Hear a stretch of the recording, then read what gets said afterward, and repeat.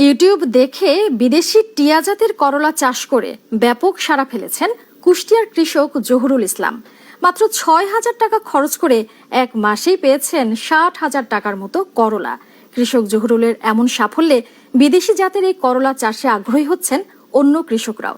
কৃষি কর্মকর্তারা বলছেন, এই চাষ বাড়ানো গেলে দেশের চাহিদা মিটিয়ে করলা বিদেশে রপ্তানি করা সম্ভব হবে।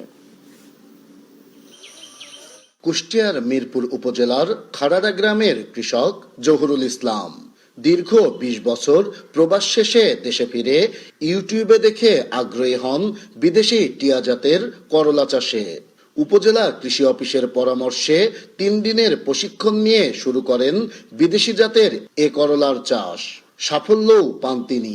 মিরপুর কর্মকর্তা মইনুল সাহেবের সঙ্গে যোগাযোগ করে তিনি ৩ দিনের প্রশিক্ষণ দেয়।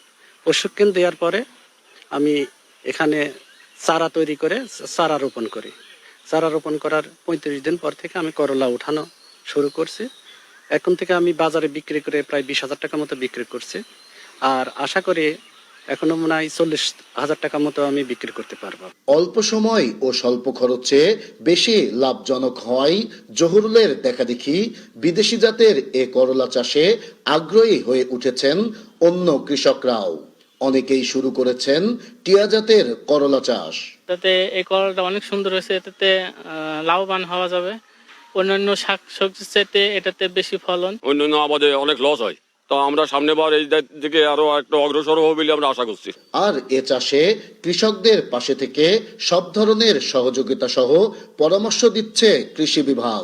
৩৫ দিন পর থেকে হারভেস্ট শুরু হয়েছে এবং 2 দিন পর তিনি ৮০ কেজি করলা বিক্রি করছেন এবং ওনার এটা দেখা দেখি অনেক কৃষকের আগ্রহ সৃষ্টি হয়েছে। কীটনাশক যত কম ইউজ করা যায় সেই পরামর্শ আমরা দিচ্ছি। অন্যান্য কৃষক এটা করলে আমরা কৃষি অফিস থেকে তাকে প্রদর্শনী দিয়ে সহযোগিতা করব। কৃষি কর্মকর্তারা বলছেন, উন্নত জাতের এ করলা চাষ আরো বৃদ্ধি করা গেলে দেশের চাহিদা পূরণের পাশাপাশি বিদেশে রপ্তানি করাও সম্ভব। নাইদা সান্তিতাস, দেশ টিভি, কুষ্টিয়া।